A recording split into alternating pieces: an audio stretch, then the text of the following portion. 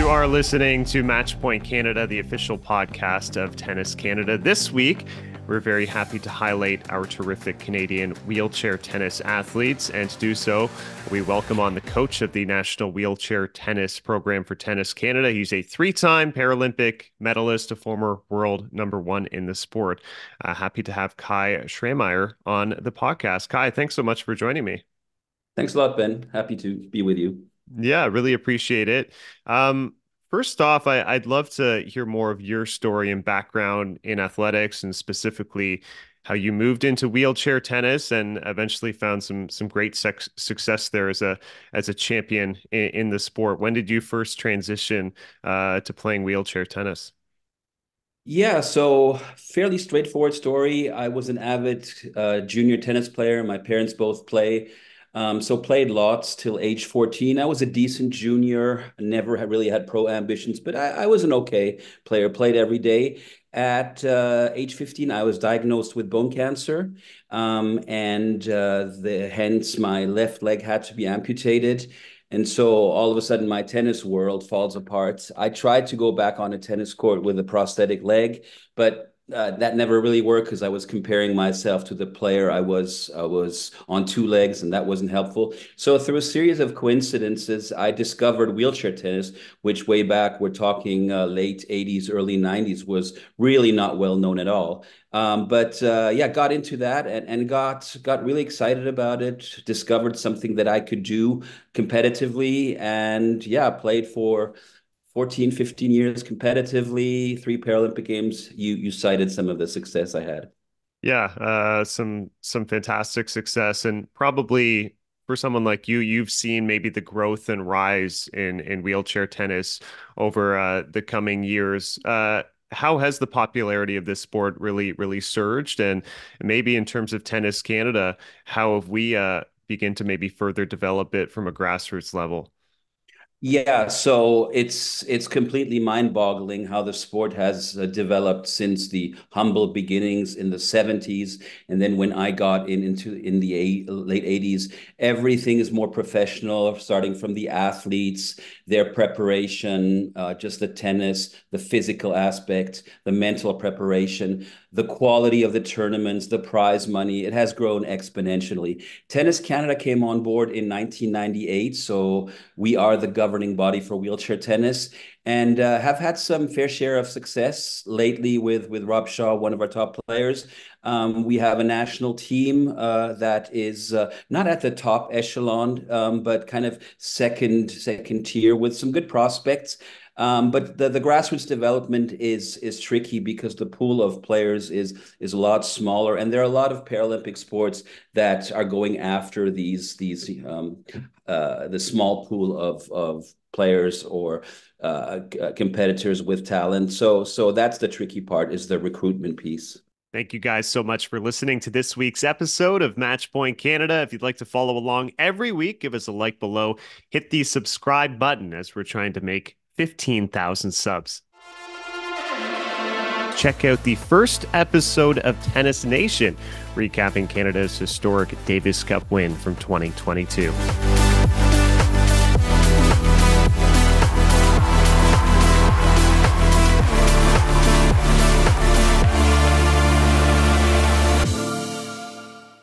Well, I want to get into the national program and maybe how you eventually found coaching, because I know it wasn't something immediate for you.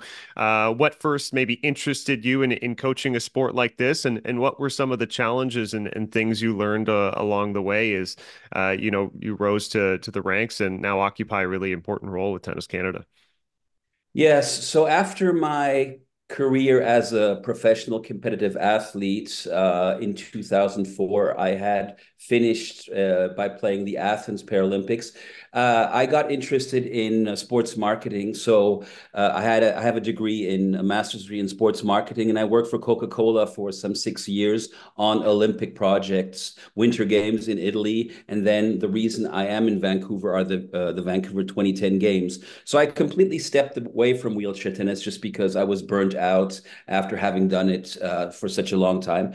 But after a while, I realized, as much as I enjoyed this experience with Coke and their marketing campaign, it was not something that was really fulfilling me. So I felt like I wanted to make more of a contribution. So I was coaching on a kind of like a volunteer basis in Vancouver with their local program, and that's where Tennis Canada approached me and asked me if I wanted to get involved in coaching, and I took on the role as national development coach.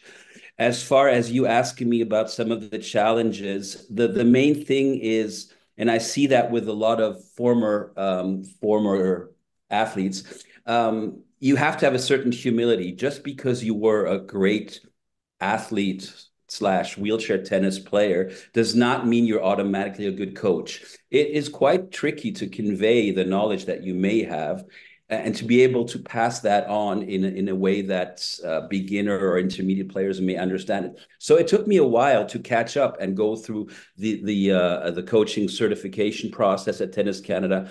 What bought me some time is I had credibility, obviously, because I had done it. I was there, but my knowledge had to catch up to fulfill these expectations that my students may have had. So that's the trickiest piece, I would say.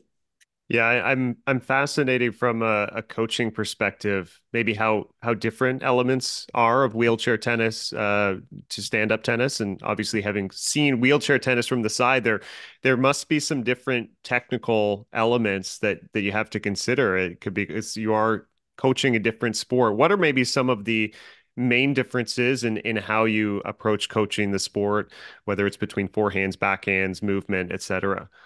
Yeah. So my starting point when I talk to coaches who are interested in getting involved is wheelchair tennis is still tennis. We're still talking the same shots. We're still talking the same court size, way of counting, the psychological aspects. However, there are obviously a few differences. The most noticeable rule difference is that the ball is allowed to bounce twice, which means you can take the ball off the first bounce, but you have the ability to let it bounce twice. That's the biggest rule change. And then as far as mobility, obviously we don't shuffle step, we don't sidestep, we don't run. We have to push our chair and to get from A to B and kind of have this circular mobility pattern where we kind of go in circles in order to recover properly and anticipate the next shot. So the biggest piece that I tell coaches when I work with coaches is to make sure they understand this cycle of mobility. There are some stroke differences. The most interesting one that coaches always find is the inverted or pronated backhand, which is basically just taking a forehand grip and then kind of like just taking it over, and with the same racket face, you're now playing a backhand, which has distinct advantages in the wheelchair tennis game because it gives you a stronger impact point when the ball is above your shoulders. So that is one technical element. Other than that, like I said, I mean, you're still going to do your serve variations, your flat, your kick, your slice serve, spins, drop shots. We're not maybe at the net as much because we're more vulnerable, given that we don't have the height. But by now, the game has evolved to a point where it's an all-court game with players retrieving from the baseline, but exploiting opportunities to come to the net and be aggressive. This may be a silly technical question, but I'm curious. I mean, in stand-up tennis, we teach something like a split step. Is there a version of that in wheelchair tennis where it's maybe a first push off of anticipation? Yeah, very good observation. It's exactly that. It's the balance push. So you're in a neutral position. Let's say you're expecting a shot or, in the return position. You want to have firm grip of your push rims on both sides and take a push into the court. And then as you see where the ball is going, you're going to make that turn to the right or the left. So it kind of is the equivalent of the split step, correct? Very interesting. Obviously, it's a big year for wheelchair tennis athletes in that we have the Paralympic Games, which will be held in France this year, beginning in late August. Are you planning on traveling there? And maybe what are the expectations for some of our Canadian athletes to get that opportunity again? Yeah, so it is definitely, as you said, the season highlight, and I would say it's the pinnacle of our sport still. Although we are at all four Grand Slams now, but still, a Paralympic medal is still the highlight. So currently, we're all our athletes are in the mad dash to try to qualify. Rob Shaw, who's our top athlete in the quad division, he is qualified. So for him, it's preparing and just playing tournaments to get himself ready. So I'm currently training with him. I'll be traveling with him for some tournaments to prepare, and I will be in Paris with him. We have a couple of other athletes who are kind of on the slightly outside of the qualification rankings. They are now trying to play tournaments to get themselves closer. So with a bit of luck, we'll have a couple more athletes other than Rob competing in Paris. And similar to the stand-up tennis schedule, are there tournaments really kind of year-round around the world for these athletes to have opportunities to gain ranking points? Correct. There is an ITF tournament tour, very similar in the setup to the ATP WTA tour. So there are ballpark 150 tournaments of all categories, ranging from entry level, comparable to a challenger tournament, all the way to the Grand Slams. So it is very well organized. Obviously, the prize money pales in comparison to the able-bodied world, but it is compared to other Paralympic sport, is I would say it is well organized. And some of your viewers may have encountered wheelchair tennis if they go to Grand Slams, because for the last 10 years, wheelchair tennis is always part of the tournament during the second week of the Grand Slams. And I know we have you mentioned Rob Shaw. He's a quad athlete. Then we have the open division. What's the main difference there between those two categories? So the open division is with the athletes with impairments to the lower extremities. So you would have your paraplegic athletes who have full function of their hands and arms and their core. Amputees are often play in the open division again because they're fully mobile with their upper body. The quad division, those are athletes who have impairment to the lower extremities, the legs, as well as upper body. So take an athlete like Rob, he has limited capability to actually hold the rackets because of his higher spinal cord injury. So he needs to tape the rackets to the hand, which poses all kinds of challenges. You're now having to play the full game with one grip. So Rob tapes semi-Western, and now he has to execute all shots with that stroke, which takes incredible skill and training. And therefore, yeah, that would be the biggest difference between the open and the quad division. Yeah, I remember I spoke with Rob, I think a couple of years ago, and I forget which tournament he was preparing for, but he was discussing how much the humidity was very much impacting sort of setting up his tape and figuring out a grip situation, which he was sort of expressing this is sort of the hardest thing to do going into that specific tournament. Is that something you guys are sort of always battling when you're working with him? Always. Just a recent example, we were in Thailand for a country competition comparable to Davis Cup and Billie Jean King Cup. And you're talking 35 degrees, 90% humidity. And just as Rob tapes, he realizes the minute his tape is on, it starts slipping and sliding.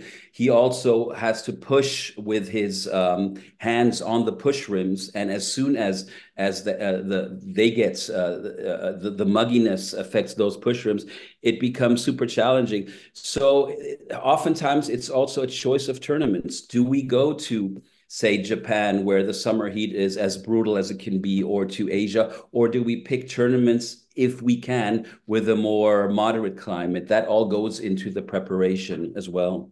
Yeah, well, we're wishing all the best for Rob and all the athletes who do qualify for the Paralympic Games and for the rest of the season. And Kai, thanks so much for sharing all that you do for wheelchair tennis in Canada. Really appreciate it. Thanks a lot, Ben.